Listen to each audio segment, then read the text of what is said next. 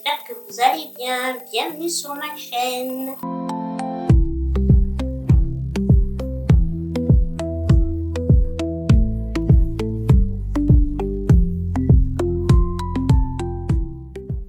Et bienvenue chez moi.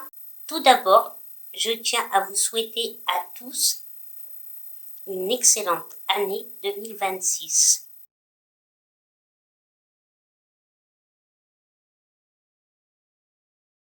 Qu'elle vous apporte santé, joie, amour, bonheur, un peu de pépette peut-être, ça serait bien aussi, hein.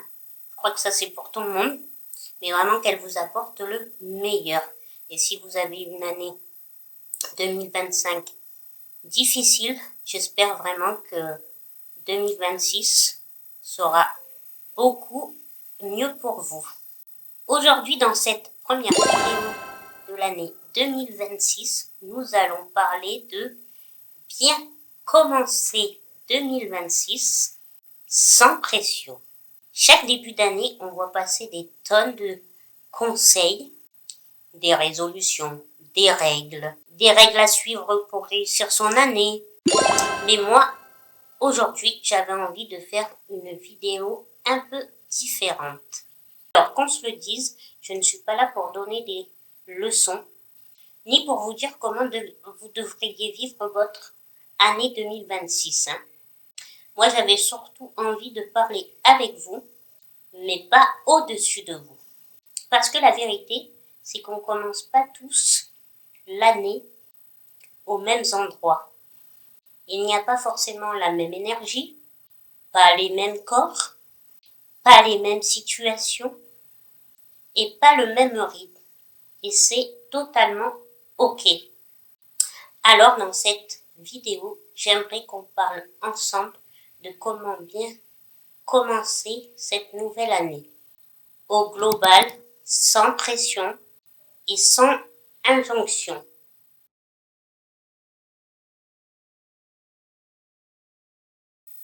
Alors, première partie, bien commencer l'année au global. Pour moi, bien commencer l'année, ce n'est pas forcément de changer de vie du jour au lendemain. Ce n'est pas non plus devenir une nouvelle version parfaite de soi.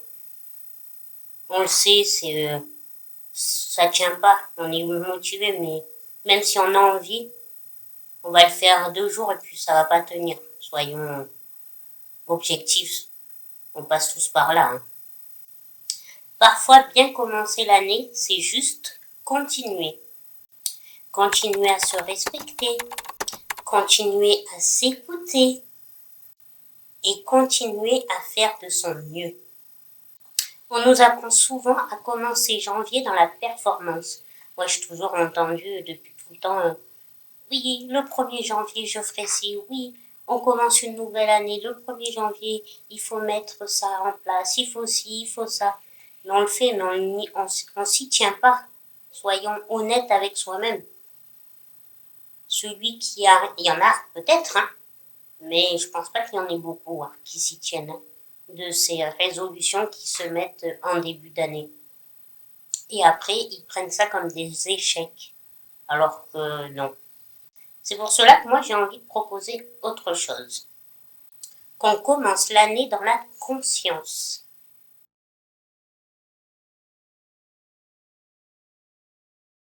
On arrive à la partie 2, ce qu'on peut mettre en place dans sa vie au global. Tout simplement, si je devais résumer, je dirais qu'on pourrait mettre plus de douceur dans sa vie, plus de douceur avec soi-même, ça je le dis régulièrement, plus d'écoute de son corps.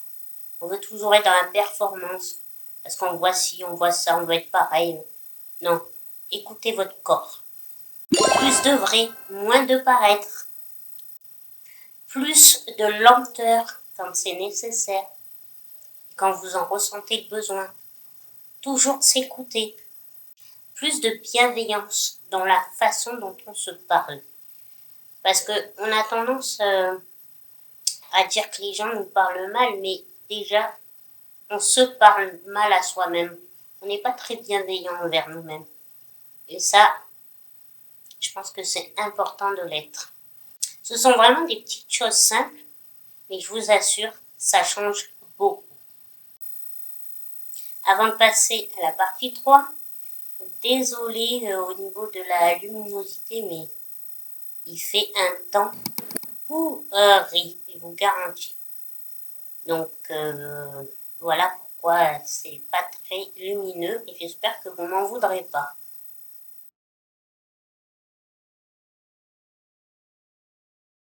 Partie 3. Concrètement, dans le quotidien, c'est quoi?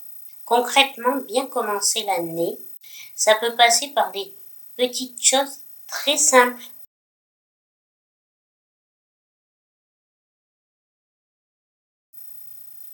Pas besoin de se mettre une pression, d'avoir des objectifs trop hauts qui forcément on va baisser les bras à un moment donné.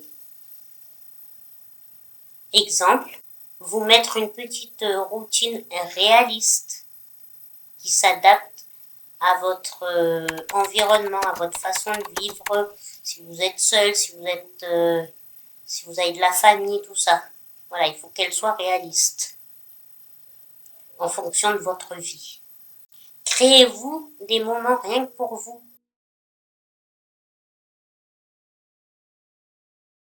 Ça peut être des moments qui durent 10 minutes, 1 heure, une douche, un bain.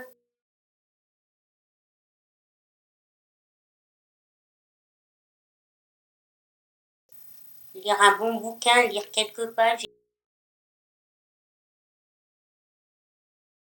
écrire quelques mots.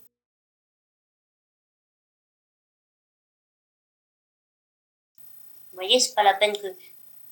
Pas obligé que ça soit une journée entière. Mais même 10 minutes, prendre du temps, 10 minutes pour soi, ça fait énormément de bien. Accepter de faire moins, mais mieux. On veut toujours faire beaucoup et mieux. Et concrètement, c'est quoi qui arrive? C'est que on fait moins et mal. Donc, vaut mieux faire moins et mieux. Et là, vous serez beaucoup plus fiers de vous. Vous aurez... ça va vous motiver. Parce que ça sera fait comme vous voulez, mieux. Et là, ça va vous donner de l'élan pour continuer. Laissez-vous le droit de ne pas aller toujours bien. On va pas toujours bien, on va pas tous les jours bien. Et alors, c'est ok. Il peut y avoir des moments, des jours où on se sent pas au top, où on se sent pas bien.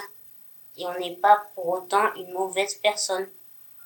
Il faut, il faut se laisser le droit aussi de ne pas aller toujours bien. C'est important. Retenez bien ça. Ce n'est pas la quantité de ce qu'on fait qui compte, mais la façon dont on le vit.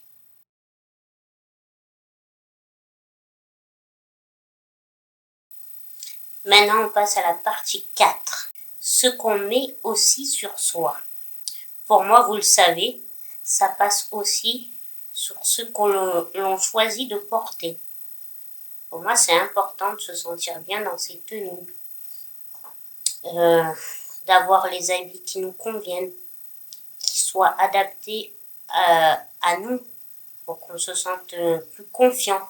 Pour moi, tout ça, c'est très important. Je trouve que ça fait partie aussi de l'humeur, de se sentir bien et tout ça. Imaginez-vous, vous portez une tenue que vous détestez toute une journée, mais vous serez vraiment mal, de mauvaise humeur. Voilà, c'est nul. Donc, si vous pouvez faire en sorte, il n'y a pas besoin d'avoir des marques pour ça.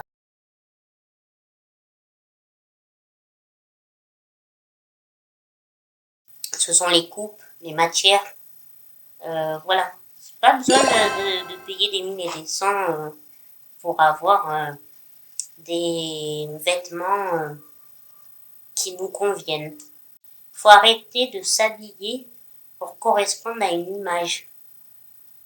Il faut vraiment s'habiller pour se sentir bien, pour se sentir soi. Des vêtements confortables, des matières douces. Toujours agréable d'avoir des matières douces sur soi. Des pièces qui nous rassurent. Des tenues qui nous ressemblent vraiment. Regardez, vous voyez, moi, hein, si vous me suivez sur TikTok, mais même ici, sur ma chaîne, vous voyez bien, je suis fan d'habits, j'aime être nickel, être bien habillée, et au fur et à mesure, malgré mon handicap, j'ai appris à trouver des vêtements sympas et qui me correspondent, dans lesquels je me sens confiante, bien, et que je me dis, aujourd'hui tu peux attaquer ta journée sans problème.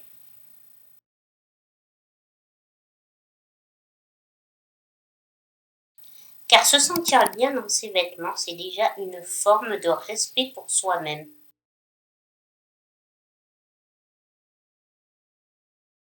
Partie 5. Ton rapport personnel à la nouvelle année. Personnellement, les débuts d'année, je les vis parfois avec beaucoup de douceur et de joie, et parfois avec beaucoup plus de fragilité. Regardez, je ne sais pas si vous vous souvenez, mais l'année 2025 n'avait pas commencé sur des chapeaux de roue, bien au contraire, ça a été une année assez compliquée pour moi.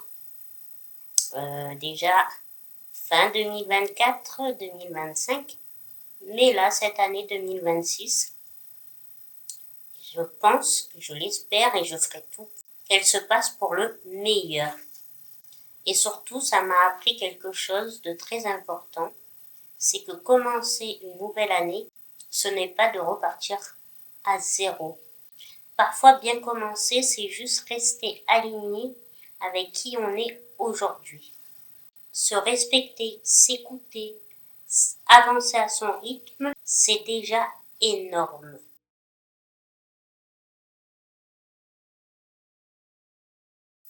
Partie 6, petit rituel de début d'année.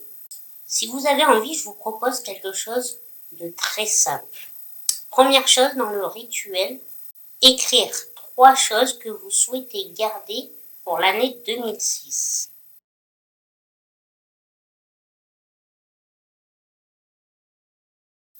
Deuxièmement, de choisir un petit mot pour l'année. Quand je vous dis choisir un petit mot pour l'année, c'est pas se mettre une pression supplémentaire, hein. C'est juste avoir un petit repère, quelque chose auquel revenir quand on ne sait plus trop, qu'on n'est pas bien. Donc c'est pour ça il faut choisir un petit mot qui nous fait du bien, pas un petit mot qui nous exige. Exemple, si vous avez traversé quelque chose de difficile, vous pouvez choisir comme petit mot respect, écoute, patience ou bien bienveillance. Vous voyez, c'est ce genre de petits mots qui vous aident vraiment à vous repérer et surtout voilà, à vous aider pour repartir avec toujours de la bienveillance.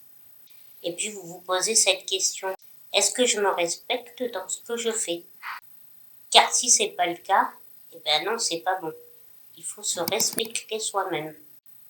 Troisième rituel, ranger un petit espace.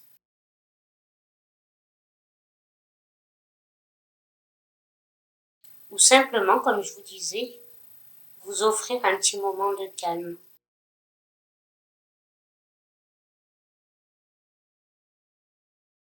Pas pour devenir meilleur, juste pour que vous soyez bien. Voilà, j'espère que cette vidéo vous aura fait du bien. Et surtout, rappelez-vous, il n'y a pas qu'une seule bonne façon de commencer une nouvelle année. Il y a surtout la vôtre. Faites à votre manière. Et bien sûr, si vous avez envie, dites-moi en commentaire qu'est-ce que vous avez envie de mettre en place pour votre année 2026. En tout cas, pour ma part, je vous remercie d'avoir passé ce moment avec moi. Likez la vidéo si elle vous a plu. Si l'envie vous vient, abonnez-vous sans pression toujours. Et prenez bien soin de vous.